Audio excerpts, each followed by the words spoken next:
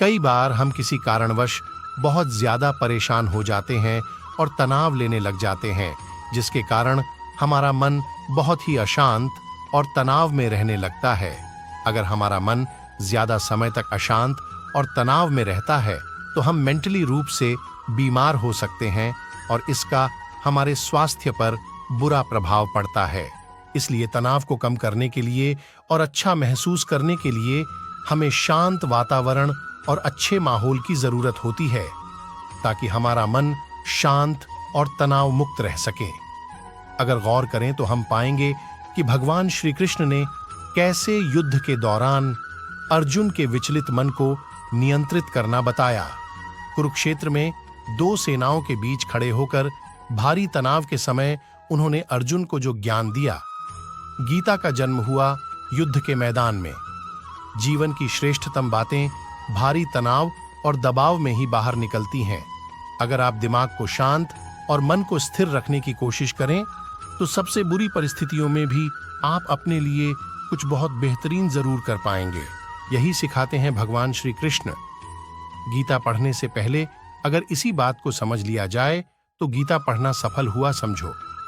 श्रीमद् भगवद गीता में भगवान श्री कृष्ण बताते हैं कि हम अपने लक्ष्य के अनुसार कुशलता पूर्वक कैसे जी सकते हैं, ताकि दुखों को दूर किया जा सके और जीवन के सभी पहलुओं का आनंद पूर्वक अनुभव किया जा सके।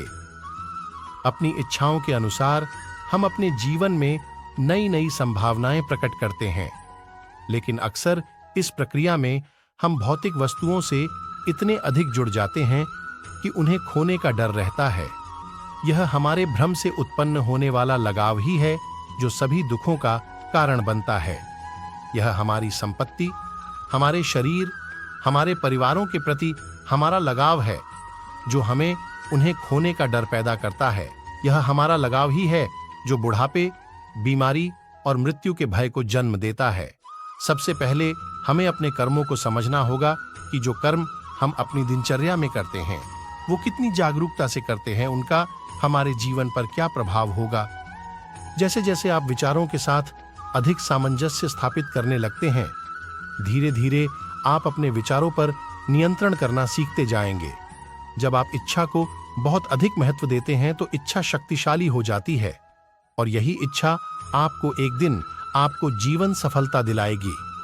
इस तरह आप समझ जाएंगे कि कैसे यह क्रिया अपना असर दिखाती है, जो कि एक साधारण विचार से शुरू होती है और फिर यह धीरे धीरे एक बहुत अधिक महत्वपूर्ण हो जाती है।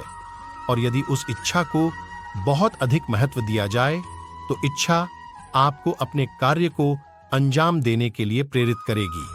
सब कुछ आपकी जानकारी के बिना यानी अनजाने में होता है और आपको पता भी नहीं चलेगा कि कैसे एक साधारण विचार आपको एक दिन कार्य करने पर मजबूर कर देगा। इसीलिए मन पर नियंत्रण को बहुत महत्व दिया गया है।